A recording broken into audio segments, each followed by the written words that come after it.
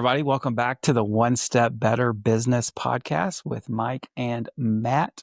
Really excited that you're joining us today because today we're going to talk about something that is a little more practical, maybe a little nerdy, Probably. maybe a little bit detailed. But our goal today is to really talk through the types of clients that we work best with here at Whirks, and some of the clients that we have struggled to work well with, and really want to dive into the why. The reason for all this is just we love being transparent. We want everybody to know what is a good fit, what's not a good fit, where we tend to see the most success in some areas that maybe aren't as good. That way, people like you can make a decision on whether or not this is going to be a good partnership. So, how's it going, Matt? It's going great, man. How you been? I'm doing well. Really excited about this podcast. Hopefully, it sticks. We'll see how that goes. Just for you guys to know, this is the fourth time that we recorded this podcast because we keep not necessarily fourth. I mean, deleting things. We've had some issues getting this one delivered, but we're learning. Yeah, part of the fun. All right, so get us started. Question of the day, Matthew Patrick. What is the most adult thing you've ever said and immediately regretted how old it made you feel? Oh, this one's easy. So my dad has like what we call papuisms. He has every little saying under the sun. There's always, it's like every conversation he has, there's a papuism that's going to go in along with this. What are you saying? Poppyism? Papuism. My dad is known as Papu, and he has papuisms. And they're great, but I've heard all of them 7 billion times. But I will say, the easy one is because I said so. My dad said that all the time when I was a kid growing up, and it'd be like, why? Because I said so. Like, it was the constant. I went, holy crap, I've turned into my dad. And now a lot of times when we're in a conversation, I will pull out a papuism and go, crap, I've turned into my dad. It happens all the time. So like, want in one hand and shit in the other is one of his common ones. And, that's kind of one. What other ones we got, Mason? You won't melt. Shit dissolves. Like, my dad has all of them. Like, and I've heard them all 1,000 times. So, the one now is clearly because I said so. Because I said so. I think I say because I said so multiple times a day. I got 4 kids, man. The answer is because I told you to do it. Yes. That's why. Yep. Mason, clean your room. Why? Because I said so. Yeah. You have any others? Oh, I have a, get off the lawn. Get did that. Get off my lawn. Yeah. I was about to cut the grass. My neighbor parked in my yard. Like not in my yard, but like their tires were in the yard. And so I asked them to move their car. Get off my yard. And I immediately regretted it. As soon as I heard the words come out of my mouth, I'm like, oh, this is... You're old now, Mike. I've never said that, I don't think. Yeah. I didn't say get off my lawn, but that's how it felt. That's how it felt. That's a good one. I did have to get off my lawn. Yeah. You silly kids, turn down the music. It's too loud. Yeah. Oh, man. Fun times. Papuism. That's what we learned today. Papuisms. And they're great. I need to make a book. What would Papu say about the kind of clients that work best with Whirks? Because I said so, Mike. Today, what we want to do is have some good stories, some bad stories, provide a little bit of clarity. I always like to start this conversation on the negative side, the types of clients that we don't work well with, and I think it's important to understand why we don't work well with these types of clients. So we're going to give you some practical. These are the things that like industries or types of clients, and then we're going to talk a little bit about why that's the case. So Matt, whenever you start to think about the kind of clients that we don't work well with at Whirks, what's some of the things that come to mind? Well, the first one I always think about when I think about who we don't work well with is someone who is set and very rigid with their process. So the way they've always done it, how their old system worked, whatever that was, they want it to be exactly the same. They're not willing to make any changes. And that always becomes initial I'm not sure we're going to be a great fit, because no matter what, our technology is our technology. It allows us to have limitations, what we can do and don't do. But more importantly, we're going to ask you to make some changes. We're going to ask you to, like, hey, I know you're trying to accomplish this. I know you've been doing this way, but I think there may be a little bit better way to do this. And we're doing it with the idea of simplifying your life and creating some efficiencies. And I think that's usually the first thing I think of it. That's the first real big roadblocker. Yeah, I think that comes in a couple of forms. Hmm. There's certain times in which we'll get into demos, and you hear the person say, "Well, that's not how it works in Paylocity, Paychecks, ADP, whatever system they're coming on. That's not how it works there." It's like, well, correct. Like, let's level set to understand that we are talking about changing the technology that is being used to do all your payroll, HR, benefits, like a lot of stuff. It's going to look different, and you have to be willing to roll with that. And then there's the I love, absolutely adore 90% of what this my system can do, but this other 10% I don't. And so, like, is it? I really don't want to change that 90% to fix that 10%. It's like, well, then just keep rolling with what you got. Yeah. And so some of that can be difficult. Yeah, those are challenging things. I mean, we try our best to explain that most people are reasonable with this. This is not usually. It is something we want to talk through though with a new prospective client. If it is that button is yellow and it has to be yellow, I mean, that's not a thing. I mean, like, Yeah, we're gonna not have that opportunity to control the way how the button is labeled or what color it yeah, is, and that's all kind of silly stuff. But like more importantly, the functionality has to be a like kind of what you're trying to accomplish. Now, that may be possible that our system cannot do what you're wanting that your old system could do. Most of the time, we can. I would say that 99% of the time we can. However, there may be some reasons why we don't want you to do it that yeah, way, and that's where we start to have that management of change. Like, and if you're really change adverse, that's usually where I kind of start to go, I'm not sure we're gonna be a great fit. yeah. And one of the ways that I see that practically working out is a lot of times with PTO plans. One of the things that we're going to do is talk through how you're managing your accruals and how what your policies are, stuff like that. And I'll hear, well, this is what I'm trying to accomplish, but because of limitations and systems, I have to do it this way. And there may be a way to do it differently and accomplish the same thing, but we have to take a different road to get there. And if it's no, it has to be like this. Well, help me understand why it has to be like that. Because the person said this is what it Yeah. has to be, and well, we can't do it that way. And that kind of leads me sometimes into the wanting to do it the right way. Mhm. You know, hey, we don't pay overtime. We're not going to do it. We're not going to follow the rules. Well, that may be a deal breaker. Like, we want you to want to do things the right way. We see discriminatory practices. If we see um, someone that just doesn't want to file unemployment return for somebody, whatever it may be, like, those are deal breakers for us pretty quick. And those are people we wouldn't want to work with. We want people that are wanting to do things the right way. Yeah. Yeah, that's a good one. What's something else comes to mind? Um, on the payroll side, I mean, I always get to industries. There's some industries that are super challenging for us. I mean, if we're not talking about process issues, but a lot of times on the industry side, they have some specific technology they have to connect with, or they have some specific use cases that are just aren't in our aren't easy for us to satisfy what the best case for them will be. I always think of, like, high volume job costing, or it could be where they have this piece of technology they have to integrate in 360 with it. Well, we may not have that ability. So, What are some ways in which if I was looking to buy services in the payroll, HR, all the things that Works does space, what are some questions I can ask as the buyer to uncover those limitations in the people I'm talking to? How do I go about finding those blind spots? well, I mean, it's challenging. I think, to start with, I think if you start asking the question of, well, I'm using XYZ payroll system, or I'm the XYZ time system, and here's what I do with it. I'm billing my customer from it. I want it embedded into my GL. I want that time labor data to be matched up to a job. You're going to ask the questions on what technology you currently use, and how does the payroll provider you're using, what experience do they have making those things connected.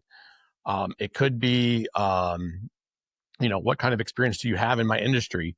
What is the specialized reporting that you think I should have? Or here's a specialized reporting I already am required to have because for my cost report, if I'm in the home care space, or because I'm a restaurant, I have to have this kind of tip reporting. Like I would make sure that they have experience in the industries that I'm in, so that they know they're going to talk your language. Yeah.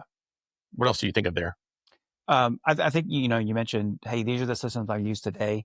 Do you have any other clients? Do you have any other experience working in those systems? Is a really big one. Um, Now, a lot of times somebody might just say, well, yeah, we do that. That's That's why I say that's, harder. that's hard. Like, hey, do you guys integrate with um, you know, 7 shifts? Yeah. Yeah, we do that. We can integrate with every time system under the sun. Well, we actually haven't done that. We've talked about it and we know we can do it. Oh, 7 shifts doesn't have the export. Well, okay, what does that look like? Yeah. I mean, I think about like an interview process. If I'm Mm-hmm. interviewing somebody to work for me, a question I could ask is, um, have you ever processed payroll for multiple companies? That's a yes, no. Right. Yeah. So if I ask my sales reps, have you ever integrated with this technology? That's yes or no. Instead, flip the question. Tell me about a time that you have worked directly with this other software. Mm-hmm. Um, and that's going to pull out some truths, maybe some untruths on whether or not they have. Because I don't. It's one thing to yes, no, like yes, we do work with that. No, we don't. But it's another to like tell me about the experience. Yep. I want to hear that stuff because uncovering those things early on is super important. I would say that also, if I'm a buyer, I want to start with a list of my must-haves. Like maybe not like detail to the point where it must work this way or look this way, but the outcome. I have to have a report that can feed into my accounting system so that labor is posted automatically in real time. If Yeah. that's a must-have, I don't need to say it needs to feed from here to here in this format in this way. That's a little too detailed. How do I get it How automatically? do I get it automatically in my accounting system?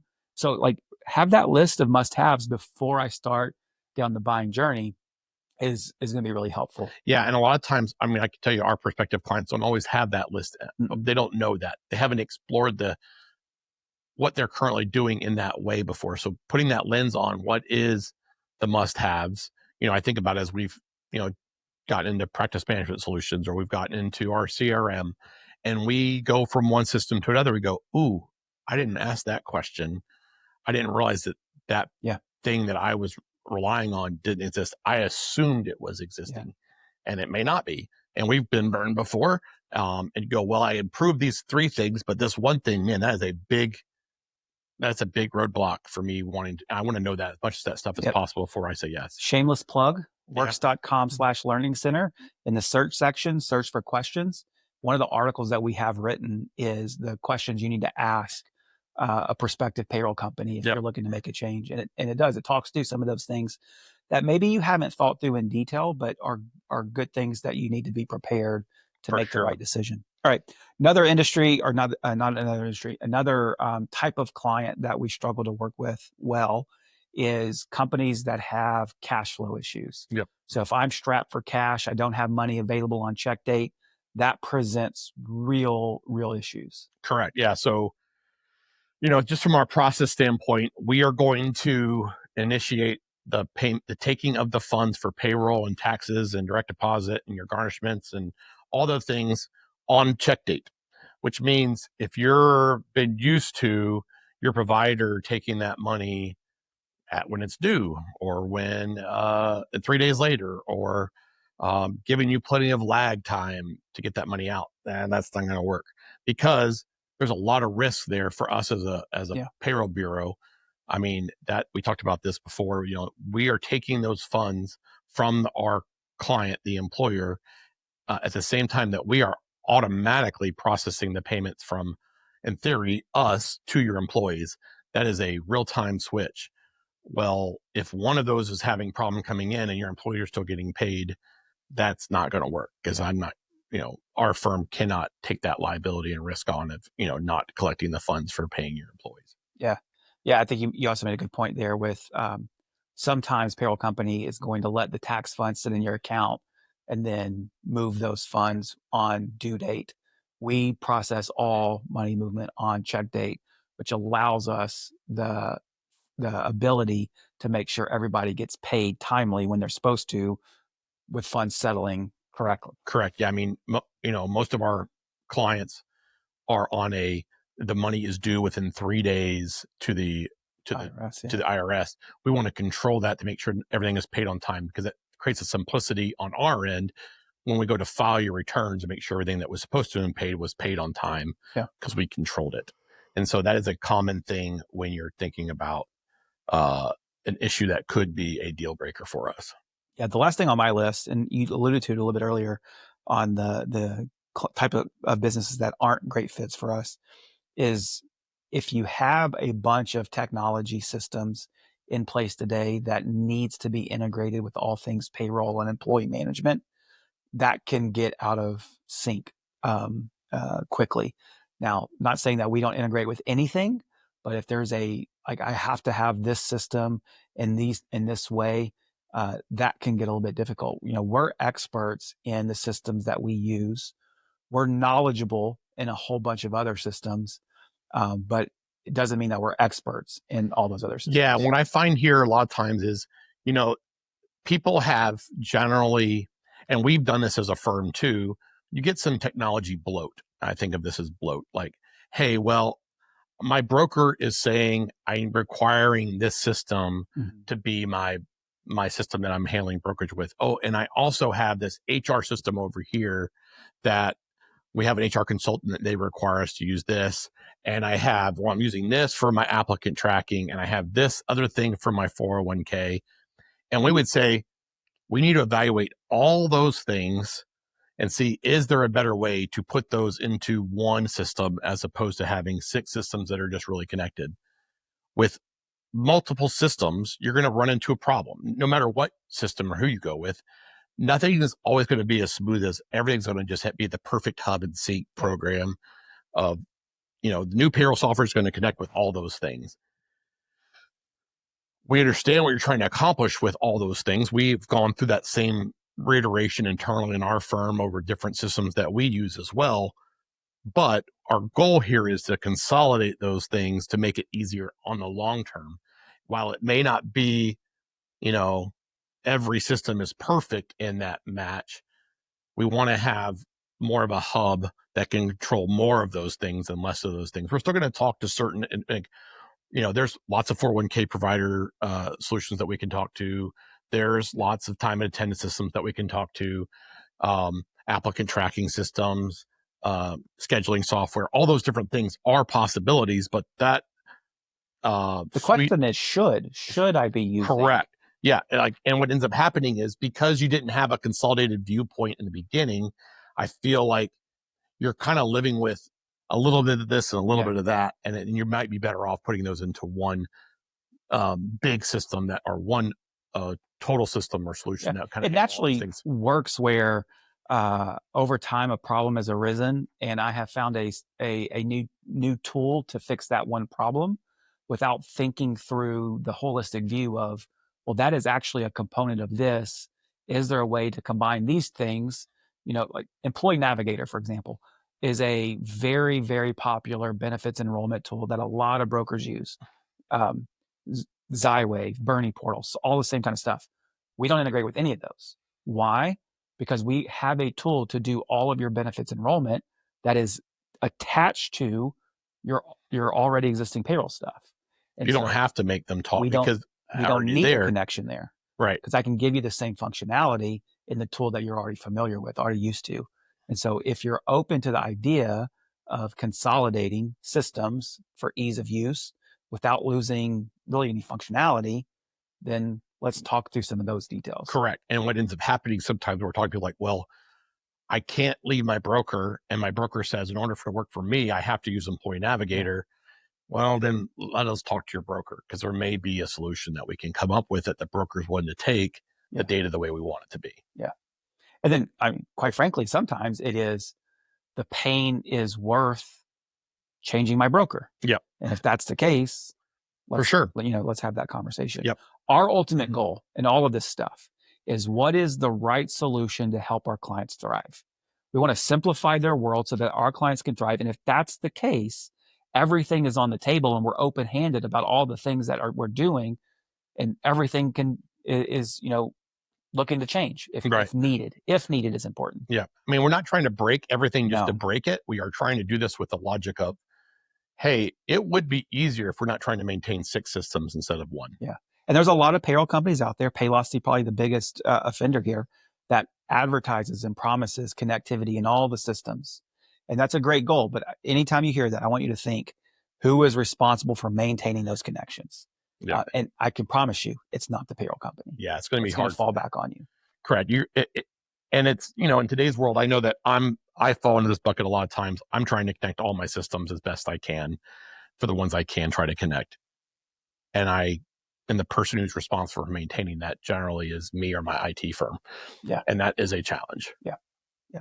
So, and also you're limited by what capabilities one system has versus the other, how open they are, what's their API look like, what's the connection points that you can get, what's the export so you can get.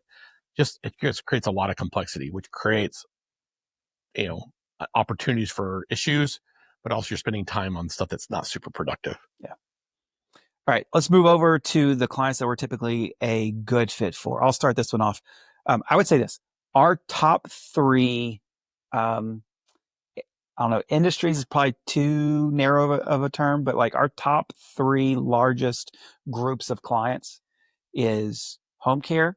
So typically medical-based home care, skilled home care.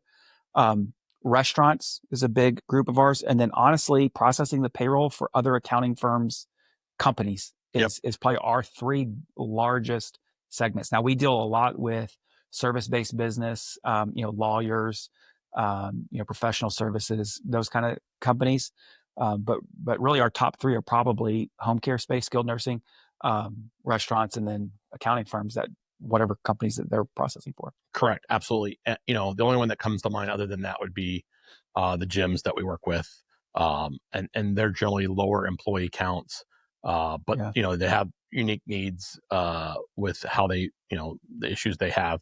I think of this as, industries that we're very familiar with, the tech stack that they are requiring, the connections that they do need that are required.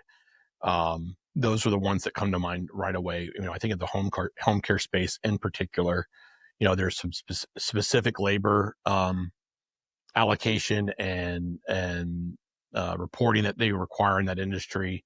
We know all the terms. If it's PBJ or if it's uh, all your cost reporting rules. We have a lot of familiarity dealing with those things. On the restaurant side, it's tip management, and we understand the churn of new employees and how it's important for you to have options for them to make it easy for them to apply, get a job, and you're going to have high turnover generally. How labor needs to be allocated on your books, what you should be tracking, and how you should be tracking those things. Service-based businesses, those are, white collar or office-based options that's similar to our own environment. Yeah. We're very familiar with how that experience for the employee should be.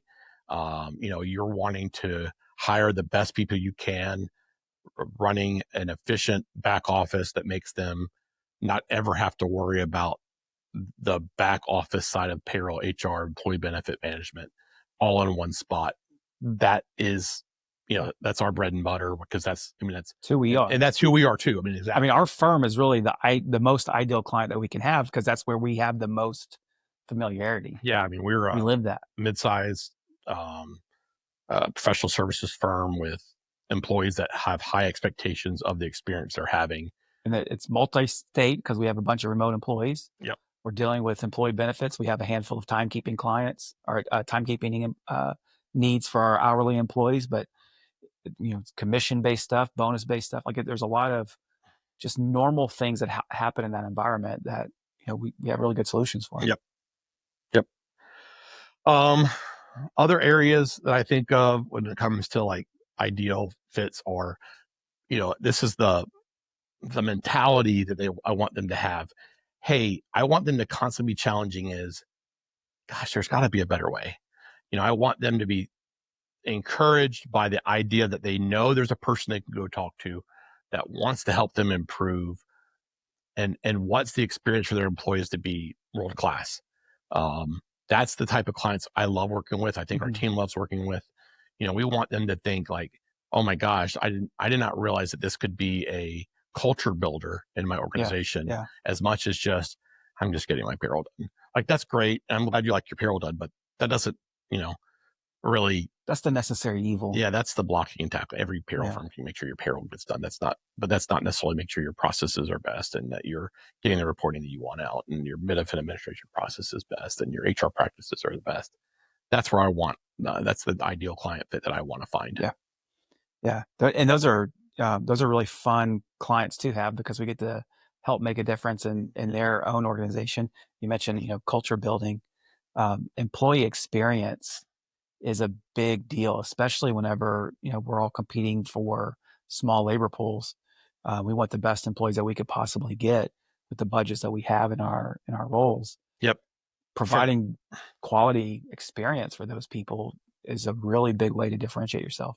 yeah, I mean, I think as far as retention and recruiting and having a place that everybody loves coming to work every day, this is one of the things that allows that to happen. Mhm. So Yeah. hopefully that makes some sense. Yeah, good stuff. Well, those are really both sides of it. That's both sides of the coin. The clients that I think we service really well, and some of the things that cause some hiccups in our world. If you're interested in learning more, we would obviously love for you to reach out and have some conversations. Otherwise, thanks for listening. Make sure that you like our podcast, share it with all your friends. It'll be great. Thanks, everybody. Have a great day.